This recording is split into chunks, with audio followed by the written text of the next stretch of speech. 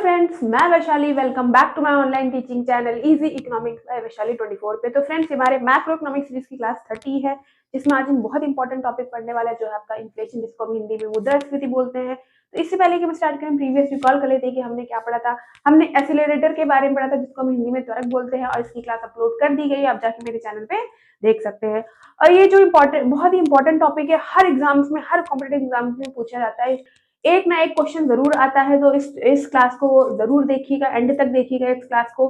तो चलिए स्टार्ट करते हैं इंपॉर्टेंट टॉपिक। सबसे पहले हम समझेंगे कि इन्फ्लेशन क्या होता है। मुद्रास्फीति, मुद्रास्फीति का मतलब होता है कि प्राइसेस का लगातार बढ़ना, कि जो कीमतें होती हैं लगातार, कीमतों का लगातार बढ़ना। कि इन्फ्लेशन के समय क्या होता है, मुद्रास्फीति के समय क्या होता है, कीमतों का लगातार बढ़ना, और जो पैसों की परचेजिंग पावर होती है इसकी वो कम हो जाना, कि और वैल्यू ऑफ मनी कम हो जाना, कि उसका मुद्रा का मूल्य क्या होता है, इसमें गिर जाता है। क्योंकि मनी सप्लाई मार्केट में बहुत ज्यादा होती है और लोगों के पास अंधाधुंध पैसा हो रहा होता है, तो उसमें क्या होती है कि उसमें लोग मनी की वैल्यू कम कर रहे होते हैं। और इसी वजह से क्या होता है कि प्राइसेस, मार्केट में प्राइसेस, इकोनॉमी में प्राइसेस बढ़ने लग जाते हैं। जैसे एग्जांपल ले लेते हैं कि कभी आपने नोटिस किया होगा स्टूडेंट्स की, जो चीज हमें 10 रुपए में मिल जाती थी, आज वही चीज हमें 20 या 50 रुपए में मिलती है। या एग्जांपल ले लेते हैं कि हम 100 रुपए में 2 लीटर दूध ले लेते थे, लेकिन आज के टाइम में या आने वाले टाइम में हमें 100 रुपए में 1 लीटर ही मिल रहा है, आने वाले टाइम में इससे भी कम मिलेगा। इसी को हम इन्फ्लेशन बोलते हैं, इसी को हम मुद्रास्फीति बोलते हैं। कि मार्केट में क्या होता है कि लगातार प्राइसेस का बढ़ना, गुड्स एंड सर्विसेज का, और जो वैल्यू ऑफ मनी होती है वो क्या होती है, कम होने लग जाती है। इसी को हम मुद्रास्फीति बोलते हैं, इसी को हम इन्फ्लेशन बोलते हैं। इसको हम महंगाई भी बोलते हैं। मुद्रास्फीति का मतलब सिंपल सा क्या हो जाता है कि महंगाई। महंगाई कि मार्केट में अगर महंगाई आ गई है, तो इसका मतलब है किसी एक चीज के बढ़ने से नहीं, कि किसी पर्टिकुलर एक प्रोडक्ट का प्राइस बढ़ गया तो इन्फ्लेशन नहीं। जब हर प्रोडक्ट का, हर गुड्स एंड सर्विसेज की प्राइसेस में लगातार वृद्धि होती है, तो उसको हम इन्फ्लेशन या मुद्रास्फीति बोलते हैं। कि मार्केट के अंदर महंगाई आ गई, इसका मतलब है कि इन्फ्लेशन आ गया है। तो inflation is a continuous rise in the general price level, goods and services over a period of a time। बस सिंपल सा यही होता है, बस सिंपल सा समझना है, कुछ नहीं है, कोई टफ नहीं है इसमें। इन्फ्लेशन का मतलब होता है महंगाई, मुद्रास्फीति का मतलब होता है महंगाई। कि मार्केट में क्या होता है, लगातार प्राइसेस बढ़ने लग जाते हैं, और मुद्रा का जो मूल्य होता है, मुद्रा की वैल्यू होती है, वैल्यू ऑफ मनी क्या होती है, कम होने लग जाती है। इसी को हम इन्फ्लेशन बोलते हैं। Inflation is a continuous rise in the general price level of goods and services. की लगातार गुड्स एंड सर्विसेज के प्राइस में जब वृद्धि होती है, इसको इन्फ्लेशन बोलते हैं। continuously rise in continuously rise in prices। और दूसरा पॉइंट क्या हो जाएगा, value of money decreases. Value of money decreases, कि मुद्रा का मूल्य होता है वो क्या होने लगता है, कम होने लग जाता है। क्यों? रीजन मैंने बताया कि मार्केट में क्या होता है, मनी सप्लाई बहुत ज्यादा हो रही होती है, तो लोगों के पास, सभी के पास पैसा हो रहा होता है। जब सभी के पास पैसा होगा, तो सब मार्केट में डिमांड करने जाएंगे। ठीक है, जब सब मार्केट में डिमांड करने जाएंगे, तो क्या होगा कि सप्लाई तो कम होगी ना। अचानक से सब उठ के चले जाएंगे मार्केट में खरीदने, तो क्या होगा कि सप्लाई कम होने लग जाएगी। जब सप्लाई कम होने लग जाएगी, तो क्या होगा कि वो जो प्रोड्यूसर्स होंगे वो क्या करेंगे, प्राइसेस बढ़ाने शुरू कर देंगे। ठीक है, प्राइसेस बढ़ाने शुरू करेंगे, तो धीरे धीरे धीरे धीरे क्या आएगा, इन्फ्लेशन की सिचुएशन आने लग जाती है। तो इसी को हम इन्फ्लेशन बोलते हैं, इसी को हम मुद्रास्फीति बोलते हैं। कि कीमतों का लगातार बढ़ना और वैल्यू ऑफ मनी डिक्रीज हो जाना, उसी को हम इन्फ्लेशन बोलते हैं। किसी पर्टिकुलर एक चीज का महंगा होना नहीं होता, सभी जो गुड्स एंड सर्विसेज होते हैं, सभी के प्राइसेस में लगातार वृद्धि हो रही होती, तब उसको हम महंगाई और तब उसको हम इन्फ्लेशन कहते हैं। अब हम देख लेते हैं कि ये तो था आपका इन्फ्लेशन। कि ये आपको क्लियर हो गया? क्लियर हो गया तो कमेंट सेक्शन में जरूर बताइएगा ये पॉइंट को। फिर हम लोग नेक्स्ट की तरफ चलते हैं। क्या कारण है कि इन्फ्लेशन, महंगाई मार्केट में बनी हुई है, क्या कारण है कि प्राइसेस में वृद्धि हो रही है, वो हम देख लेते हैं यहाँ।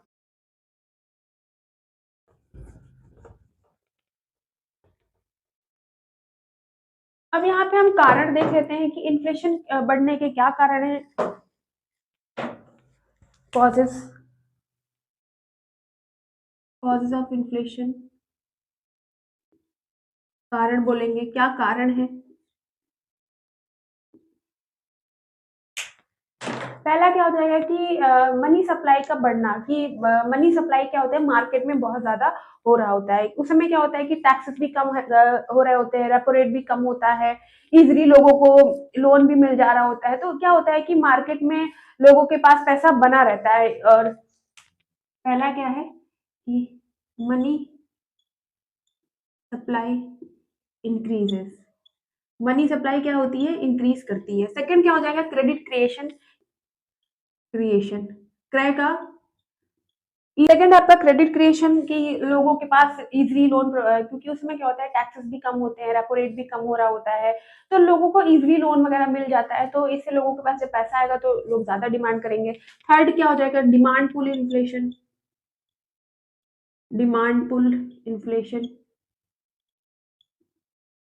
डिमांड पुल इन्फ्लेशन का मतलब होता है कि जब लोगों के पास पैसा होगा तो लोग ज्यादा डिमांड करेंगे, जब ज्यादा डिमांड करेंगे तो क्या होगा कि सप्लाई कम होने लग जाएगी, तो इससे क्या होगा कि प्राइसेस धीरे धीरे बढ़ जाएंगे। उसी को हम डिमांड पुल इन्फ्लेशन बोलते हैं। फोर्थ क्या हो जाएगा, कॉस्ट पुश इन्फ्लेशन, ये भी एक कारण है। कॉस्ट पुश इन्फ्लेशन का क्या होता है कि जो उत्पादन होता है, जो प्रोडक्शन होता है, वो महंगा होने लग जाता है। क्यों महंगा होने लग जाता है, क्योंकि डिमांड इतनी तेजी से बढ़ रही होती है, तो क्या होता है कि सप्लाई कम होने लगती है। तो इससे क्या होता है कि प्रोडक्शन भी महंगा होने लग जाता है। वही वो चीज क्या करते हैं कि वो ग्राहकों पर डालने लग जाते हैं, कंज्यूमर पर डालने लग जाते हैं। कैसे डालेंगे कि चीजों के, गुड्स एंड सर्विसेज के प्राइसेस वो बढ़ाने लग जाएंगे। उसी को हम कॉस्ट पुश इन्फ्लेशन बोलते हैं। फिफ्थ क्या हो जाएगा आपका, तो क्या कारण हो जाएगा, ये नॉन मॉनेटरी में आ जाता है। जैसे आपका इंक्रीज इन पॉपुलेशन, की पॉपुलेशन के कारण भी होता है इंक्रीज इन पॉपुलेशन की। लगातार अगर हम पॉपुलेशन, जो जनसंख्या वो बढ़ती रहेगी तो भी चीजों का प्राइस बढ़ जाता है। फिर ये आपके ये तो आपके मॉनेटरी कॉजेज में आ जाएंगे। फिर ये नॉन मॉनेटरी कॉजेज है, नॉन मॉनेटरी कारण भी होते हैं। तब क्या हो जाएगा कि होर्डिंग एंड ब्लैक मार्केटिंग भी इसमें आ जाता है। Hoarding and black marketing, coding and black marketing भी होती है। उसमें क्या होता है कि लोग ब्लैक मार्केटिंग भी करते हैं। ब्लैक मार्केटिंग करने की वजह से भी प्राइसेस में इंक्रीज होने लग जाता है।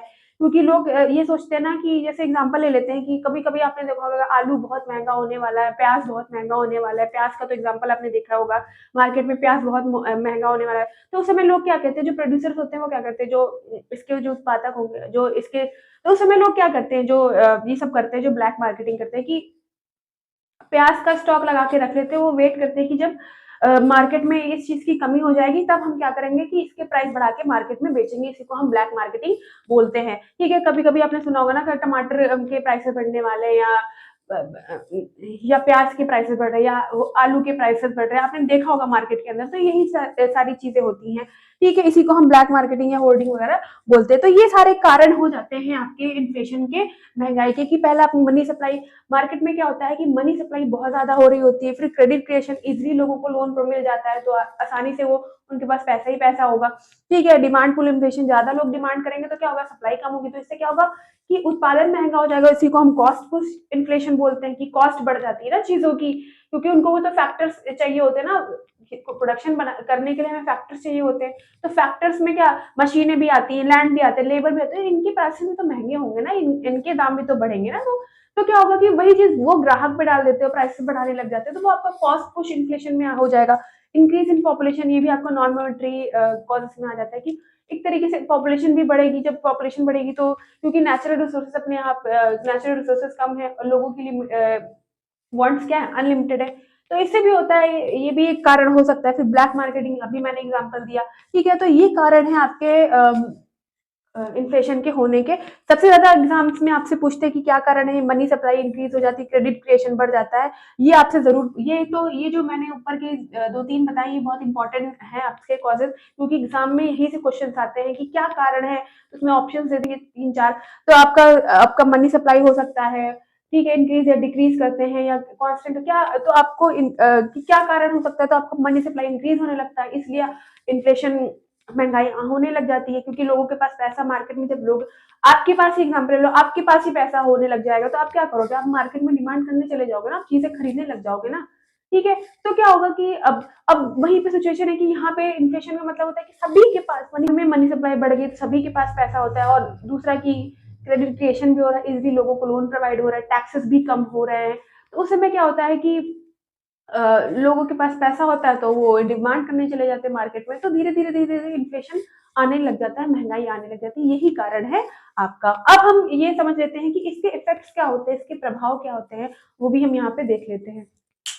ये तो थे आपके कॉजेस, अब हम इसके इफेक्ट्स भी देखेंगे कि इफेक्ट क्या होते हैं, प्रभाव क्या होते हैं, इसके कुछ प्रभाव भी तो पड़ते होंगे इकोनॉमी में।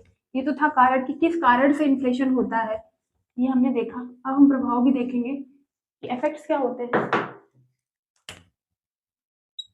इफेक्ट्स, जिसको हम प्रभाव बोलेंगे, देखो दो तरह से इफेक्ट होते हैं। किसी भी चीज का आपका नेगेटिव पॉजिटिव इफेक्ट होता है, किसी भी सिचुएशन का, तो इन्फ्लेशन का भी यहाँ पे पॉजिटिव एंड नेगेटिव इफेक्ट होता है, दोनों को हम यहाँ पे देखेंगे। का पॉजिटिव इफेक्ट और दूसरा हो जाएगा आपका negative effect.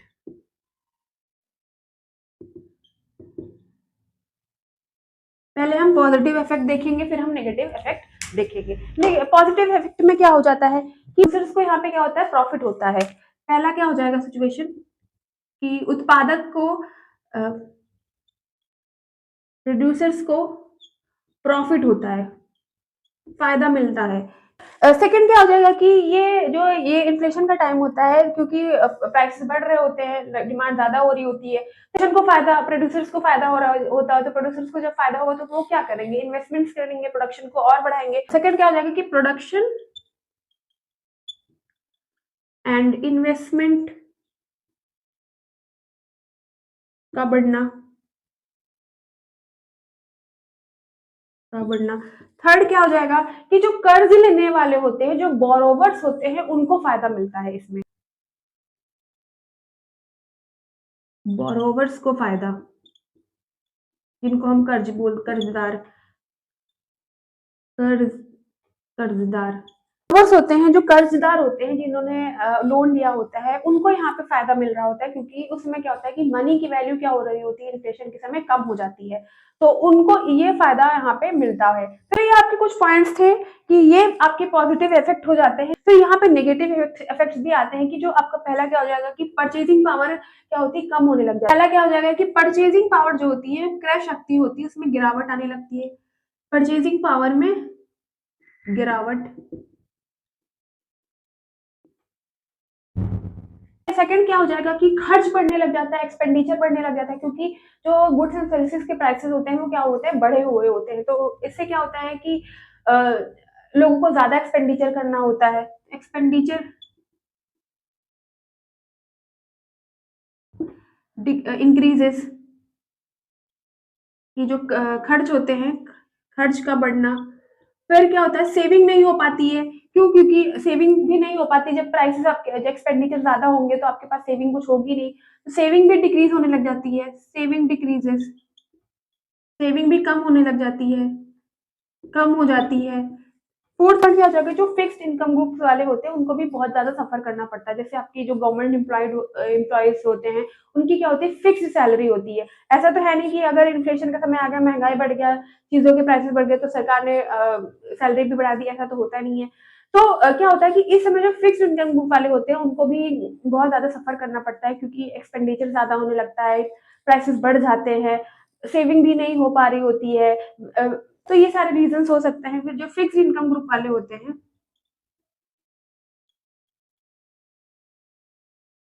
Income group suffers, के कुछ कारण थे, आपके पॉजिटिव इफेक्ट्स हो जाते हैं या आपके नेगेटिव इफेक्ट हो जाते हैं। पॉजिटिव इफेक्ट में हमने क्या पढ़ा कि प्रोड्यूसर्स को प्रॉफिट होता है, क्योंकि प्रोड्यूसर्स को प्रॉफिट होता है। फिर हमने पढ़ा कि प्रोडक्शन और इन्वेस्टमेंट्स को बढ़ावा मिलता है। तो यहाँ पे एक पॉइंट और ऐड हो जाता है कि रोजगार भी बढ़ता है, कि जब आप प्रोडक्शन बढ़ाओगे तो आपको लेबर्स भी चाहिए होते हैं, एम्प्लॉयज भी चाहिए होते हैं, तो क्या होगा, एम्प्लॉयमेंट भी बढ़ता है, तो रोजगार भी बढ़ जाता है। यहाँ पे रोजगार का बढ़ना। फिर आपका क्या होता है, बोरोवर्स को फायदा, जो कर्जदार होते हैं उनको भी फायदा हो रहा था क्योंकि वैल्यू ऑफ मनी कम हो जाती है। फिर आपके नेगेटिव इफेक्ट में परचेजिंग पावर में गिरावट आने लगती है क्योंकि चीजों के प्राइसेस बढ़ जाते हैं, ठीक है। फिर एक्सपेंडिचर बढ़ जाता है, सेविंग भी नहीं हो पाती है।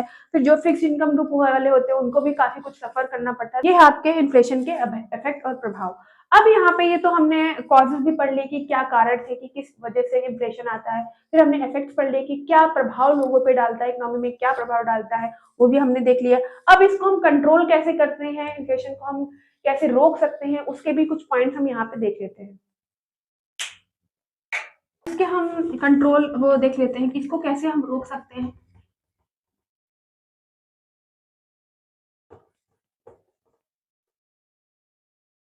नेक्स्ट क्या है कि अब हम पढ़ेंगे control of inflation. Control of inflation मतलब मुद्रास्फीति पर नियंत्रण, इसको कैसे हम रोक सकते हैं, इसको हम कैसे रोक सकते हैं। कि पहला पॉइंट क्या हो जाएगा कि monetary policy, monetary policy, monetary policy जिसको हम मौद्रिक नीति बोलते हैं, मौद्रिक नीति। इसमें क्या हो जाएगा कि जो ब्याज दर होता है उसको बढ़ाना, इंटरेस्ट रेट को बढ़ाना, ब्याज दर को बढ़ाना, इंटरेस्ट रेट को बढ़ाना, इंटरेस्ट रेट बढ़ जाएगा, बढ़ेगा तो खर्च कम होने लग जाएगा। फिर क्या होता है, repo rate, increase in repo rate, increase in repo rate, repo rate को बढ़ाना, क्रेडिट कंट्रोल करना, क्रेडिट कंट्रोल, क्रेडिट कंट्रोल कैसे होगा कि जब हम इंटरेस्ट रेट को बढ़ा देंगे तो लोग, इंटरेस्ट रेट बढ़ेगा तो खर्च कम हो जाएगा। इंक्रीज इन रेपो रेट को बढ़ा देंगे, क्रेडिट कंट्रोल हो जाएगा। सेकंड पॉइंट क्या हो जाता है, फिस्कल पॉलिसी, फिस्कल पॉलिसी जिसको हम राजकोषीय नीति बोलते हैं, राजकोषीय नीति। इसमें क्या हो जाएगा कि टैक्सेस को बढ़ाना, जब टैक्सेस कब बढ़ेंगे, इसमें क्या होता है कि टैक्सेस को इंक्रीज करना, increase in taxes, increase in taxes. जब टैक्सेस बढ़ जाएंगे तो क्या होगा कि खर्च कम हो जाएगा, टैक्सेस को बढ़ाना तो मनी सप्लाई कंट्रोल होने लग जाएगी, लोग अपने आप चीजें खरीदना कम कर देंगे क्योंकि चीजों के जब टैक्स बढ़ जाएगा तो चीजों के प्राइसेस भी बढ़ जाएंगे तो लोग कम कर देंगे, इससे भी कंट्रोल होता है। फिर नेक्स्ट क्या है कि सप्लाई को बढ़ाना, सप्लाई क्या हो जाएगा कि सप्लाई इंक्रीजेस, सप्लाई को बढ़ाना कि जब आप प्रोडक्शन बढ़ रहा है तो आप सप्लाई भी बढ़ा सकते हो। फोर्थ क्या हो जाएगा कि प्राइस कंट्रोल, प्राइसेस में कंट्रोल करना हो जाएगा। एंटी होर्डिंग लॉस जिसको हम जमाखोरी बोलते हैं, जमाखोरी रोकना। कुछ आपके पॉइंट्स हैं कि हम इनसे हम इन्फ्लेशन को, महंगाई को रोक सकते हैं। पहला क्या है, मॉनेटरी पॉलिसी है कि जो रिजर्व बैंक इंडिया होती है वो आपकी मॉनेटरी पॉलिसी, मौद्रिक नीति को मौद्रिक नीति बनाती है, वही सारी चीजें डिसाइड करती है कि इंटरेस्ट रेट क्या होना चाहिए, बड़ा होना चाहिए, घटा होना चाहिए, तो वही सारी चीजें यहाँ पे डिसाइड करती है। इसमें क्या है मॉनेटरी पॉलिसी में कि इंटरेस्ट रेट बढ़ा देंगे, जब ब्याज दर को हम बढ़ा देंगे तो क्या होगा कि लोन महंगा हो जाएगा, ठीक है। जब लोन महंगा हो जाएगा तो लोग लेने ही नहीं जाएंगे, वेट करेंगे कि कब इंटरेस्ट रेट कम होगा तब हम जाके लोन लेंगे, ठीक है। ये भी एक कारण होता है मनी सप्लाई को रोकने का, चीजों को कंट्रोल करने का। रेपो रेट भी बढ़ा देंगे, क्रेडिट में कंट्रोल हो जाएगा, इससे ही एक कारण हो जाते हैं। फिस्कल पॉलिसी में क्या होगा कि टैक्सेस में इंक्रीज कर देंगे तो जो खर्च कम होने लग जाएगा, जो होगा कि सरकारी खर्च भी कम हो जाएगा।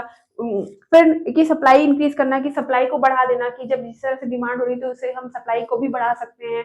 फिर आपका प्राइस को कंट्रोल, गवर्नमेंट यहाँ पे प्राइस को भी कंट्रोल कर सकती है। फिर एंटी होर्डिंग लॉस की जमाखोरी रोकना, भी मैंने एग्जांपल दिया था कि जमाखोरी को रोकना। तो ये सारे आपके कारण हैं कि हम इनसे इन्फ्लेशन को हम कंट्रोल कर सकते हैं। सिंपल सा इन्फ्लेशन का मतलब यही होता है, हिंदी में इसको महंगाई बोलेंगे या मुद्रास्फीति बोलेंगे, कि जो लगातार प्राइसेस, जो गुड्स एंड सर्विसेज होते हैं उनके कंटिन्यूअसली जो प्राइसेस होते हैं बढ़ने लग जाते हैं।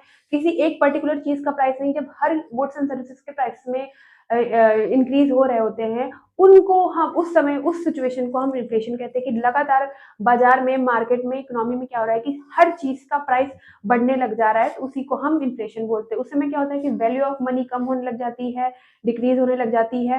क्यों? क्योंकि मार्केट में क्या होता है, मनी सप्लाई बहुत ज़्यादा हो रही होती है, लोगों के पास अंधाधुंध पैसा आ रहा होता है, क्योंकि उसमें टैक्सेस भी कम होते हैं और गवर्नमेंट ज़्यादा खर्च कर रही होती है और लोगों को ईज़िली लोन मिल जा रहा होता है। तो लोग जब ये सारी चीज़ें होंगी तो लोगों के पास पैसा आएगा, तो वो क्या करेंगे, मार्केट में जाके डिमांड ज़्यादा करने लग जाएँगे। डिमांड ज़्यादा करेंगे तो क्या होगा कि सप्लाई में कम होने लग जाएगी। तो इससे क्या होगा, धीरे-धीरे प्राइसेस बढ़ने लग जाएँगे।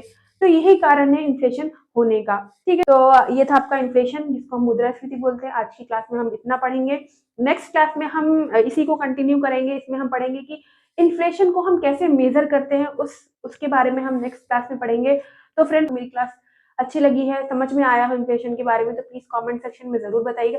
सभी स्टूडेंट्स के लिए यूजफुल है, सभी कॉम्पिटेटिव एग्जाम्स के लिए, जो भी इकोनॉमिक्स से तैयारी कर रहा है, हर एग्जाम के लिए बोल रही हूँ, हर स्टेट के लिए बोल रही हूँ, अपनी कॉन्सेप्ट क्लासेस को देखिए। मैंने यही कोशिश करी है कि मैं आपको बहुत ही ईजी लैंग्वेज में यहाँ पे इकोनॉमिक्स से समझा, ताकि आपको ईजिली समझ में आए और आप पीवाईक्यूज वगैरह, एमसीक्यू वगैरह आराम से इजीली सॉल्व कर पाए। क्योंकि बीच बीच में मैं यहाँ पे आपको बताती हूँ कहाँ से क्वेश्चन आ सकते हैं, क्या पॉइंट है, एग्जामिनर क्या कहाँ से क्वेश्चन बना सकता है। तो प्लीज मेरी क्लासेस को देखिए और ढेर सारा प्यार दीजिए। बस लास्ट में आपसे यही कहना है, मेरे चैनल को भी लाइक, शेयर एंड सब्सक्राइब करिए and yes press the bell icon, ताकि मेरी वीडियो की नोटिफिकेशन आपको टाइम से मिले। मिलते हैं नेक्स्ट क्लास में न्यू टॉपिक के साथ। नमस्ते दोस्तों, थैंक्स फॉर वॉचिंग।